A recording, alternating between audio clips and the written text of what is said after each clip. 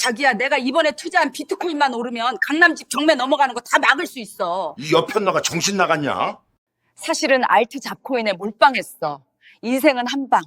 남편이 30년 동안 나한테 못해준 거 다 보장받을 거야.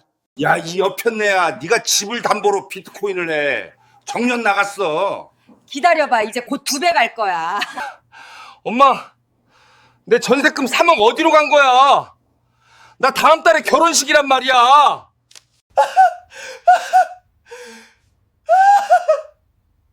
내가 뭘 그렇게 잘못했는데. 아, 됐어. 말하고 싶지도 않아.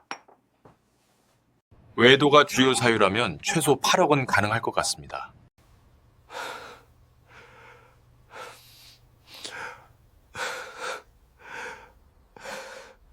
네, 오늘 저희가 좀 깊이 파헤쳐볼 이야기는요. 40년이라는 긴 세월을 함께한 부부가 있었습니다. 그런데 이 관계가 어떻게 재정적인 문제, 또 서로 다른 가치관 때문에 예상치 못한 파국을 맞게 되었는지 그 속사정을 한번 들여다보려고 합니다. 네, 저희에게 보내주신 그 탐욕이 파괴한 40년 결혼 생활이라는 글을 바탕으로 할 텐데요. 주인공인 김영호 씨, 박미경 씨, 그리고 아들 민수 씨까지 이 세 사람의 얽히고 설킨 관계와 그 심리를 좀 따라가 보죠. 네, 이번 이야기를 통해서 저희는 단순히 어떤 사건이 있었다. 이걸 넘어서서요. 그 안에 숨겨진 가치관의 충돌, 그러니까 안정을 중요하게 생각하는 마음과 탐욕이라는 어쩌면 좀 위험할 수 있는 욕망이 부딪혔을 때 한 가정이 어떻게 무너질 수 있는지, 그리고 그 여파가 자녀에게는 또 어떤 영향을 미치는지 좀 같이 살펴보려고 합니다. 그렇죠. 준비되셨나요? 한번 시작해 볼까요? 네. 이 모든 비극의 시작은 2024년 9월 28일 밤이었습니다. 김영호 씨가 법원에서 온 등기 우편물을 한 통 받았어요. 법원 등기요? 뭔가 좀 안 좋은 예감이 드는데요? 맞아요. 40년간 정말 성실하게 일해서 지켜온 강남 아파트가 경매에 넘어갈 위기에 처했다는 통지였습니다. 퇴직금까지 다 쏟아 부어서 대출금 거의 다 갚았다고 이제 좀 됐다 이렇게 생각하고 있었는데 정말 청천벽력 같은 소식이었겠죠. 어휴, 상상만 해도 아찔하네요. 평생을 바친 집인데. 그렇죠. 영호 씨 본인 표현에 빌리자면 그 성실이라는 이름으로 뛰어온 자신의 진짜 심장하고 또 탐욕이라는 이름으로 막 질주해온 아내의 가짜 심장이 동시에 쿵 하고 멈추는 듯한 그런 고통이었다고 해요. 아니 대체 어떻게 된 일일까요? 탑이 그냥 와르르 무너지는 그런 순간이었을 겁니다. 알고 보니 아내 박미경 씨가 남편 몰래 아파트를 추가로 담보 잡아서 대출을 5억 원이나 받은 거예요. 5억이요? 네. 거기다가 아들 결혼 자금으로 모아둔 3억 원까지 합쳐서 총 8억 원을 이걸 비밀리에 비트코인에 투자를 한 거죠. 8억 원을요? 비트코인에. 네. 그런데 결과는 아시다시피 90% 이상 폭락. 사실상 전 재산이 그냥 공중분해된 거나 마찬가지였습니다. 집은 당연히 경매 위기에 처했고요. 이야, 8억. 정말 상상하기 힘든 액수인데 근데 더 기가 막힌 건 그 상황에서도 아내 미경 씨는 뭐랄까 정신을 못 차리고 코인 게시판만 들여다보면서 괜찮아 다시 반등하면 돼 이런 거 다 찾을 수 있어 이러고 있었다는 거예요. 현실을 외면하는 거죠. 그렇죠. 영호 씨는 바로 그 순간 깨달았다고 합니다.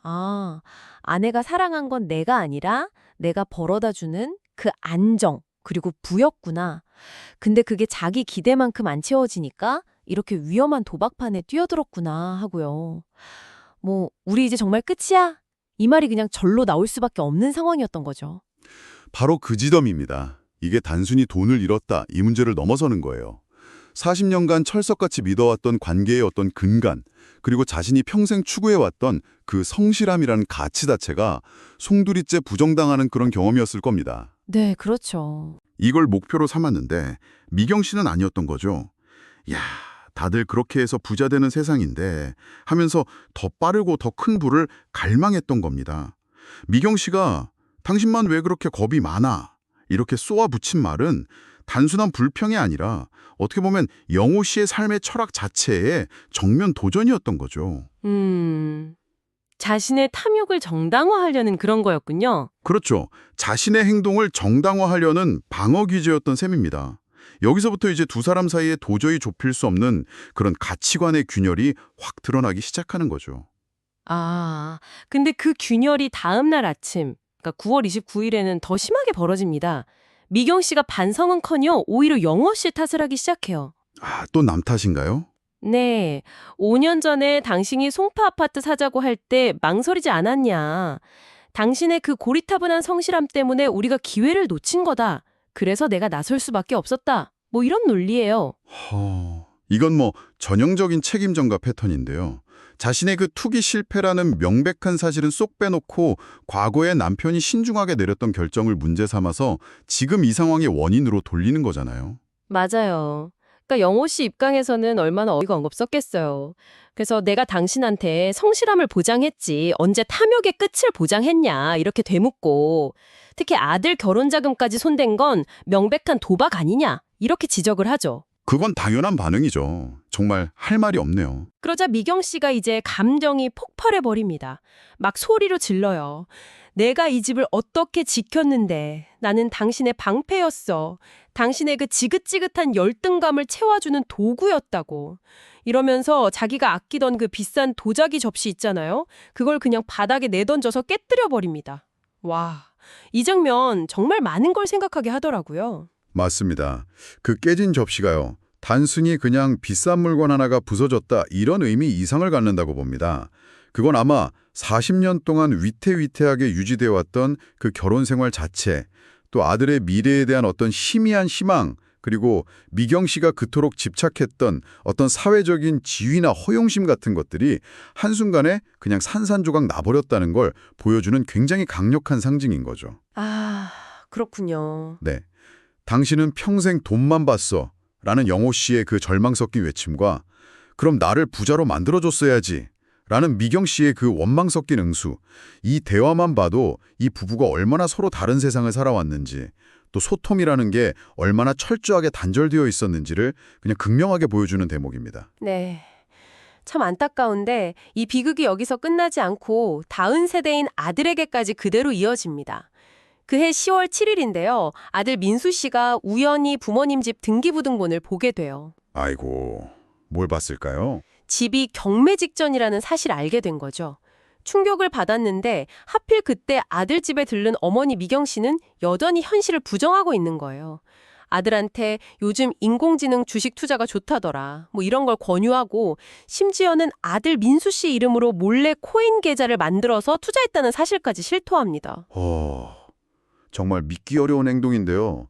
어머니로서 아들 미래를 걱정하기는커녕 자기 실패 만회하려고 아들 명의까지 도용해서 투자를 계속했다는 거잖아요. 충격적이네요. 그렇죠. 그럼 민수 씨 반응은 어땠을까요? 그의 분노는요, 부모님이 겪는 고통보다는 당장 자신의 결혼 계획이 틀어진 것, 여기에 집중됩니다. 막 절규해요. 내 전세금 3억, 그거 어디 갔어요? 나 이제 뭐로 결혼해요? 내 평생 계획이 다 망가졌잖아요. 이렇게요. 부모님 걱정보다는 자기 계획이 먼저였군요. 네. 미경 씨는 아들이 그렇게 비난하는데도 여전히 다 네 아버지 탓이다 이러고 있고 이 모습에 질려버린 민수 씨는 그냥 방문을 쾅 닫아버립니다. 여기서 민수 씨의 반응을 단순히 이기적이다 이렇게만 볼 수도 있겠지만 좀 더 깊이 생각해 볼 지점도 있는 것 같아요. 부모를 어떤 독립된 인격체나 고통받는 가족 구성원으로 보기보다는 자신의 인생 계획을 실현시켜줄 어떤 기능적인 존재로만 인식하는 듯한 그런 태도를 보인다는 거죠. 기능적인 존재요? 네. 마치 부모의 역할은 자식의 성공적인 삶을 위한 발판을 마련해 주는 게 전부인 것처럼요. 이게 어쩌면 우리 현대사회의 어떤 도구적인 관계 맺음 방식이 가족이라는 가장 기본적인 단위까지 침투한 모습을 보여주는 건 아닌가. 그런 생각도 듭니다. 부모의 위기 앞에서 공감보다는 자신의 피해를 먼저 계산하는 모습, 그리고 미경 씨의 그 끊임없는 책임 전가 속에서 가족 내 소통과 공감 능력이 완전히 부재하다는 걸 적나라하게 보여주는 장면이죠. 네. 그날 오후에요. 민수 씨 연락을 받고 영호 씨가 아들 집에 도착합니다. 미경 씨는 여전히 남편 탓을 늘어놓고 있고요. 그런데 방문 안에서 들려오는 민수 씨 목소리는 정말 얼음장처럼 차갑습니다. 아버지, 저는 이제 아버지와 어머니 두 분 다 싫어요. 제발 제 인생에서 그냥 사라져 주세요. 아들이 부모에게 할 수 있는 가장 잔인한 말이 아닐까 싶은데요. 영호 씨에게는 그 어떤 비난보다도 이게 더 큰 충격이었을 겁니다. 평생 가족을 위해 헌신했다고 밀었는데 그 결과가 아들의 완전한 외면이라니요. 정말 모든 걸 다 잃었다고 느꼈을 거예요. 그렇죠. 바로 그 순간 미경 씨가 또 다 당신이 무능해서 그런 거잖아 하면서 이혼을 요구합니다. 아마 영호 씨가 이혼은 두려워할 거라고 예상했던 것 같아요. 네, 그럴 수 있죠. 그런데 영호 씨 반응이 의외였습니다. 놀랍도록 차분하게 좋아, 이혼하자 이렇게 답해요. 아들의 그 저주 같은 말을 들은 후에 그는 더 이상 이 관계에 아무런 미련을 두지 않기로 결심한 거죠. 이 관계는 이제 존재할 가치가 없다 이렇게 생각한 겁니다. 그리고는 미경 씨에게 10만 원짜리 수표 한 장을 쥐어주고 그냥 집을 나와버립니다. 이 10만 원, 이건 또 어떤 의미일까요? 글쎄요, 이게 뭐 금전적인 지원이라기보다는 40년이라는 긴 관계에 대한 완전한 단절, 그리고 모든 것을 정리하겠다는 그런 상징적인 행위로 보입니다. 미경 씨의 이혼 요구는 아마 영호 씨를 압박하려는 마지막 카드였을 텐데 오히려 영호 씨에게는 이 무의미한 관계에서 벗어날 명분을 준 셈이 된 거죠. 아, 그렇군요. 네, 영호 씨의 예상 밖의 그 단호함에 미경 씨는 아마 버려졌다는 충격과 분노에 휩싸였을 겁니다. 상황을 자기가 주도하려고 했는데 오히려 자신이 통제력을 완전히 잃어버렸다는 걸 깨달은 순간이었겠죠. 다음 날 저녁, 이제 텅 빈 집으로 돌아온 미경 씨는 바닥에 널린 그 깨진 접시 조각들을 보면서 복수심을 다집니다. 예전에 코인 투자를 부추겼던 친구에게 전화를 걸어보지만 돌아오는 대답은 미안하지만 지금은 너한테 조언해줄 여유도 없고 빌려줄 돈도 없다는 아주 냉정한 현실적인 답변뿐이었죠. 결국 탐욕으로 맺어졌던 관계의 어떤 허무함을 보여주는 대목이네요. 진짜 위기의 순간에는 서로에게 아무런 도움이 되지 못하는 거죠. 근데 여기서 흥미로운 점은 미경 씨의 다음 행동입니다. 절망에 그냥 주저앉는 대신에 바로 이혼 전문 변호사에게 연락을 해요. 변호사요? 뭐라고 하던가요? 남편의 불성실한 재산 관리와 무능력, 이걸 입증해서 집의 소유권을 최대한 확보하겠다. 이렇게 선언합니다. 와, 이게 생존 본능일까요? 아니면 끝까지 책임을 회피하려는 걸까요? 뭐 둘 다 작용한다고 봐야겠죠. 하지만 핵심은 여전히 자기 성찰의 부재입니다. 자신의 잘못을 인정하기보다는 남편을 가해자로 만들고 자신은 피해자로 포장하려는 소위 말하는 피해자 코스프레의 전략을 선택한 겁니다. 아, 네, 이게 뭐 법적 다툼에서 유리한 고지를 점하려는 계산적인 행동이기도 하지만 동시에 이런 파국 앞에서도 자신의 잘못을 끝까지 직면하지 못하는 그런 심리적인 방어 기제이기도 한 거죠. 한편 집을 나온 영호 씨는 강서구의 한 낡은 모텔에서 40년 만에 처음으로 혼자만의 시간을 갖게 됩니다. 젊은 시절 아내와 찍었던 사진을 보면서 대체 언제부터 그녀의 눈빛에서 순수한 꿈 대신에 탐욕이 자리 잡게 된 걸까 이런 생각들을 되짚어보죠. 특히 20년 전에 송파 아파트 매수를 망설였을 때 아내가 퍼부었던 그 비난, 당신의 그 안정 때문에 우리만 뒤처지는 거잖아. 이 말을 떠올립니다. 이 성찰 과정이 상당히 중요합니다. 영호 씨는 미경 씨의 탐욕이 단순히 어떤 특정 투자 대상의 문제가 아니라 남들보다 더 나아야 한다는 그런 뿌리 깊은 비교의식, 그리고 내면의 어떤 공허함에서 비롯된 것일 수 있다는 걸 깨닫기 시작하는 거죠. 어쩌면 자신의 지나친 안정 추구가 미경 씨의 불안을 자극한 측면은 없었을까? 이런 고민도 잠시 하지만 결국 문제의 본질은 미경 씨 내면에 있다고 판단을 내립니다. 그런데 바로 그때 변호사에게서 전화가 걸려옵니다. 미경 씨가 이혼 소송에서 유리해지려고 영호 씨의 외도 가능성까지 거짓으로 주장하면서 압박하고 있다는 소식이었어요. 와, 이건 뭐 단순히 재산 다툼을 넘어서 거의 인격 살인에 가까운 공격인데요. 영호 씨가 평생 지켜왔다고 믿었던 그 성실한 남편이라는 정체성마저 부정당하는 순간입니다. 그가 쌓아올린 모든 것이 한순간에 이렇게 허망하게 무너져 내릴 수 있다는 걸 보여주는, 어떻게 보면 완전한 파멸의 시작을 알리는 그런 신호탄과도 같은 거죠. 네, 상황은 정말 점점 더 막장으로 치닫습니다. 10월 15일, 미경 씨는 변호사 사무실에서 아주 철저하게 피해자 연기를 해요. 남편의 경제적 무능과 강압적인 보수성 때문에 자기가 투자에 나설 수밖에 없었다 이렇게 주장을 하고요. 심지어는 남편의 외도 증거를 조작할 의사까지 내비칩니다. 생존을 위해서라면 진실마저도 그냥 왜곡해버리는 그런 위선적인 모습인데요. 그런데 바로 다음 날 영호 씨는 정반대의 상황에 놓입니다. 아들 민수 씨 부탁으로 예비 사돈인 최 회장을 만나게 되는데 여기서 영호 씨는 마지막 남은 자존심마저 버리고 자신의 재정 파탄 사실을 솔직하게 고백합니다. 아, 솔직하게 털어놨군요. 반영은 어땠나요? 하지만 돌아온 것은 성실함, 그건 기본 중의 기본이지. 돈은 용기와 결단으로 버는 거야. 뭐 이런 냉정한 평가와 함께 사실상의 파혼 통보였습니다. 영호 씨가 평생 지켜온 가치가 돈 앞에서 완전히 부정당하는 순간이었어요. 그런데 정말 또 가슴 아팠던 건 아들 민수의 태도였습니다. 맞습니다. 아버지가 그 자리를 뜨자마자 최 회장에게 아버지 일은 제가 다 정리하겠습니다. 저희 문제는 별개로 좀 봐주십시오.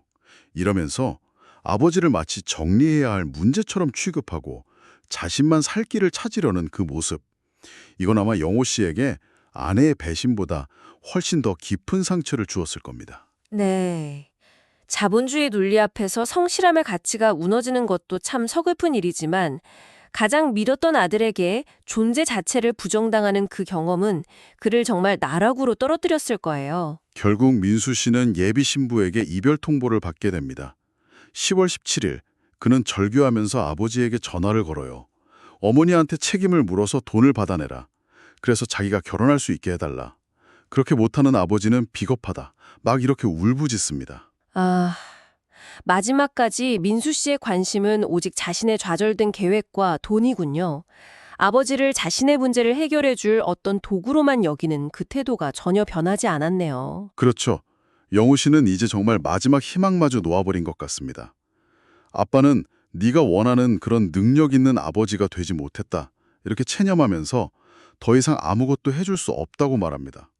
그러자 민수 씨는 마지막으로 내 인생에서 사라져요. 그냥 사라지라고요. 이렇게 외치면서 전화를 끊어버립니다. 이 통화는 부자 관계의 완전한 종언을 거하는 것 같습니다. 아들이 아버지에게 던진 그 사라지라는 말은 평생 가족을 위해 헌신했다고 믿었던 영호 씨의 존재 이유 자체를 그냥 송두리째 떠마버리는 가장 잔인한 비수가 아니었을까요?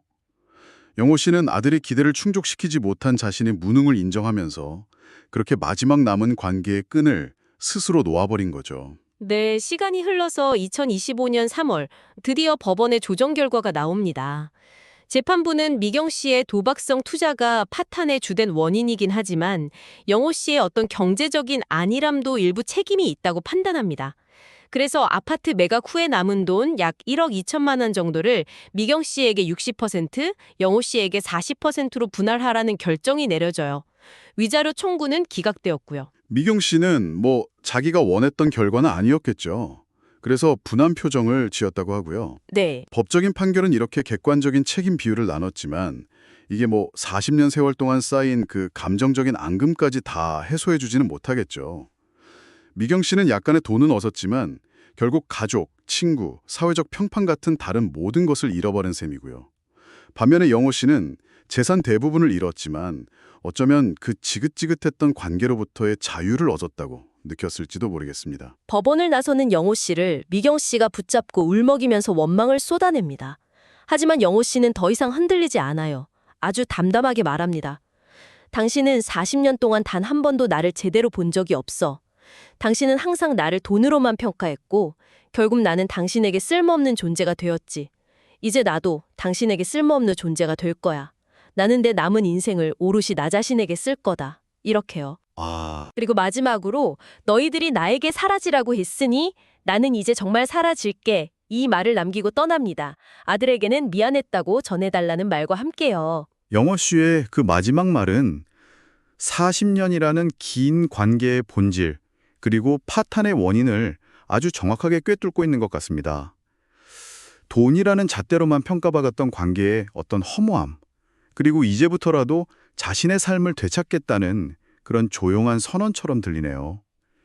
미경 씨의 그 마지막 절규와 홀로 떠나는 영호 씨의 뒷모습, 결국 채워지지 않는 탐욕이라는 것이 개인의 삶을 얼마나 초라하고 또 외롭게 만드는지를 아주 상징적으로 보여주는 것 같습니다. 네, 오늘 저희는 40년이라는 긴 시간을 함께했던 한 부부의 관계가 어떻게 서로 다른 가치관, 또 멈출 줄 몰랐던 욕망, 그리고 결정적인 순간마다 늘 부재했던 소통 속에서 이렇게 처참하게 무너져 내렸는지 그 과정을 쭉 따라가 보았습니다. 정말 성실하게 한 땀 한 땀 쌓아 올린 것 같았던 삶이 한순간에 탐욕으로 송두리째 흔들리고 결국 가족 모두가 서로에게 깊은 상처만 남긴 채 흩어지는 모습이 참으로 안타깝게 느껴집니다. 네, 이 이야기는 듣는 분들에게 성공이란 과연 무엇인지, 또 안정이라는 것은 어떤 의미인지 다시 한번 묻게 만드는 것 같습니다.